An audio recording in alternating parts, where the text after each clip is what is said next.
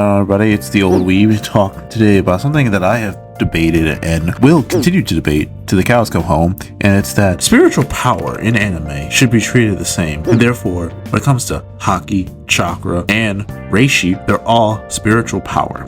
And what that means is we can treat them interchangeably within the verses, because one of the biggest things that happen with the big three is people compare and have these characters fight each other all the time, because somehow that will give them, I guess, superiority of the status of where they hang in the big three, which is dumb. It's not going to change the story problems in each of them. Naruto has, bad plot holes and at bad, you could say, side character development. One Piece is too long. One Piece doesn't have any real stakes. No one really dies. And then when it comes to Bleach, the entire show is carried off the fact that one dude happens to be smart than everybody, but he's really not that smart. He just has a hack that says you guys don't know what game to play. But I digress. Let's get into the video.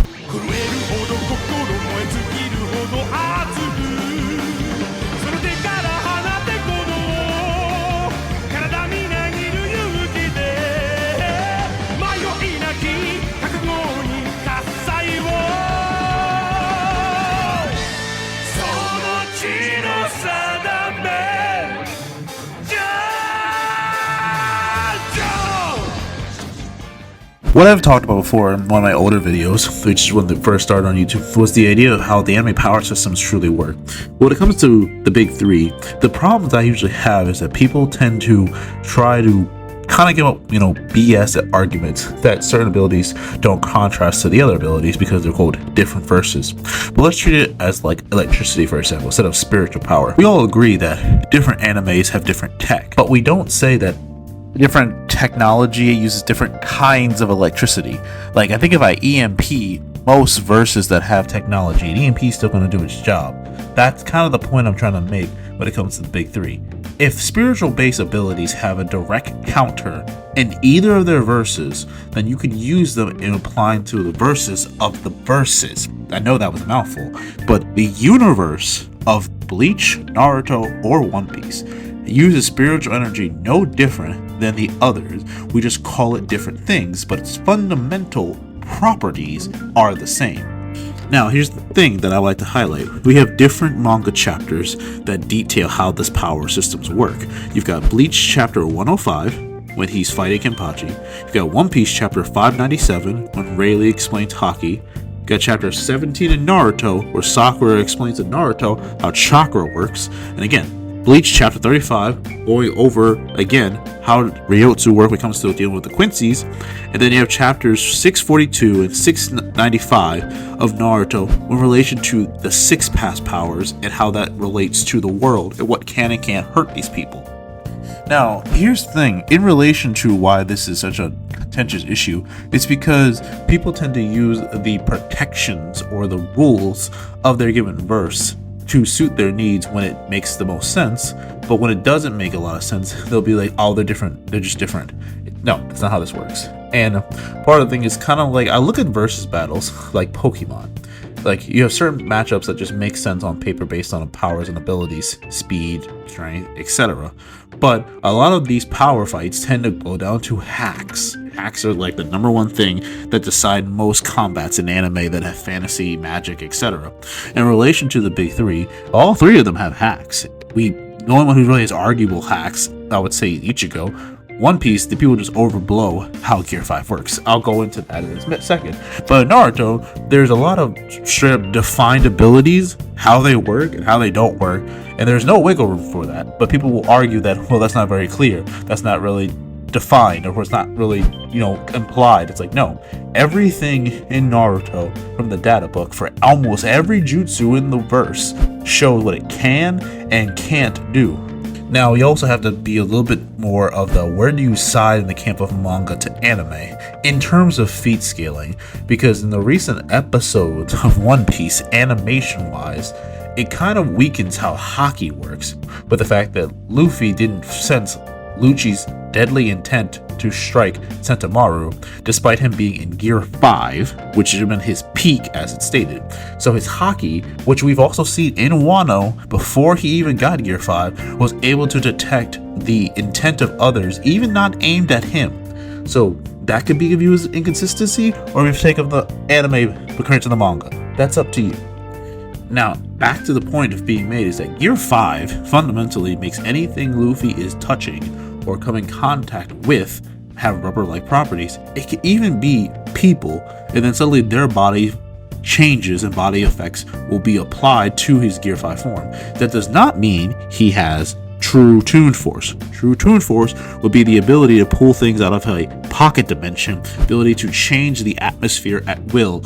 Everything we see Luffy do requires actual contact with in some form or another. Even in the anime, as I said, he jumped on a puff of smoke created from his impact and made it rubber-like, but he had to be the one touching it for that effect to occur. Anyone else jumps into a cloud of smoke that's not Luffy, they're just gonna fall right through. And then when it comes to Bleach, we look at someone like Aizen, who I would say is the most overrated, overhyped villain in all of anime, and he'll get a whole separate video. But the point being is that his ability of Kyoku Sugetsu comes straight up down to the fact that everyone except Ichigo has been under this effect. But Ichigo has never once just been there for him to reactivate it, or he never turns it off. We don't really get a true explanation. All we do get is side comments of him saying, when did I not use it? And the point I'm trying to make is that that ability outright itself is just spiritual energy manipulating the 5 senses of a person, which is the direct same thing that a Sharingan does in Naruto. It controls your perception. It can be through time, space, reality. However, the Sharingan has base levels, it has advanced skinjutsus. That's all it is. It's manipulation of the perception of the target. So we can interchangeably use them to compare certain characters.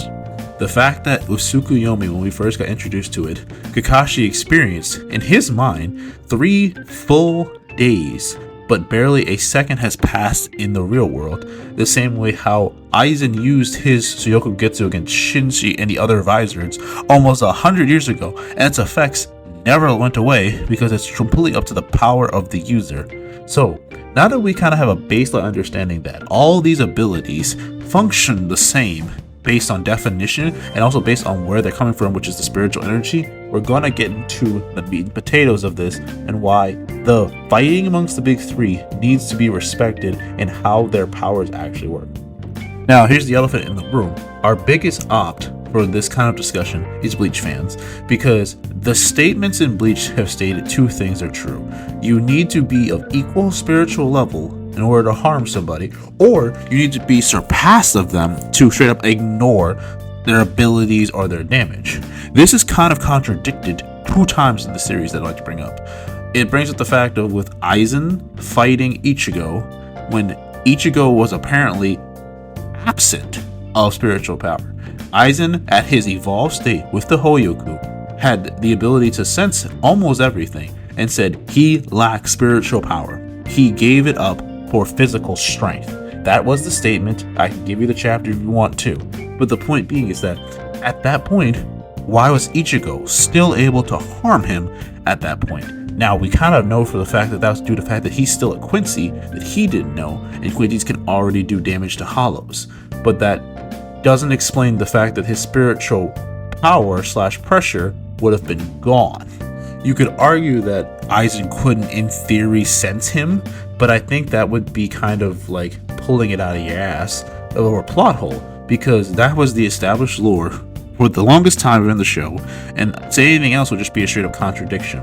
So with that in mind, it doesn't mean that people in Naruto or One Piece can't hit Bleach characters. Speed-wise, we could argue for different points.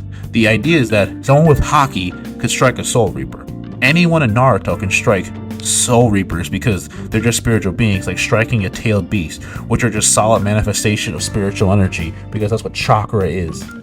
The biggest thing about the debate is that the 6-path Sage mode powers in Naruto are directly stated that you do not take damage from anything that is not Senjutsu or 6-path powers or physical damage, which means that if anyone in Bleach tried to hit Naruto with Kido of any kind, Hado of any kind, in 6-path mode, he is not taking any damage. And the direct proof of this is in the Final Valley fight with Sasuke, where Sasuke got behind him and struck him straight in the face with a Chidori while he was in 6 paths mode, and it did 0 damage. I mean, 0. He still took the force of the attack, but the Chidori did not do any damage to his face. And in return, when it comes to fighting One Piece characters, he has all nature transformations, which means any of his hits in that mode can hit any Logia type, because he has the equivalency of Haki, but it would be not even just advanced Haki or Ryu, it'd be even stronger on the level which how 6 past powers worked, as stated. So the point here is that you have to give me a legit reason through either physical strength, and that's the only thing that could harm Naruto in that form, because anything else that's made of spiritual energy is essentially never going to harm him. You can push him around, send him flying. He's not immune to physics, but he is immune to damage from any of these sources. Now, I want to make this clear. That doesn't mean I'm saying that Naruto characters with 6 past powers could just solo Bleach. Speed, strength, etc. These stats do matter. Not saying they don't. What I am saying is that certain abilities just straight up will not work on him. A good example for the distinction: the Kamehameha and most key abilities in Dragon Ball Z are based on spiritual energy, again, what key is defined as. Naruto in 6 past stage mode could tank any key based ability in the show because it's made of spiritual energy. He can't tank a punch for majority of the cast, and that's the difference. I'm not saying Naruto solos a verse because they only use spiritual power. What I am saying is that the abilities of a majority of the cast based on that would not harm him, and they would have to have other means. So to wrap this video up, I would like to reiterate, anything that's in a verse that has a specific power source that is defined to be the same among other shows, we can treat as the same. Mana is treated as the same, as electricity is treated as the same. We need to stop trying to treat spiritual power like it's different. There's no difference between the spirit energy in Yu Yu Hakusho, in Dragon Ball Z, in Naruto, or in One Piece. It's all spirit based. We could have debates about these characters' stats and strengths, etc. But the argument that they don't all use the same power source needs to stop. It's been debunked, and I hope you guys enjoyed. GG's.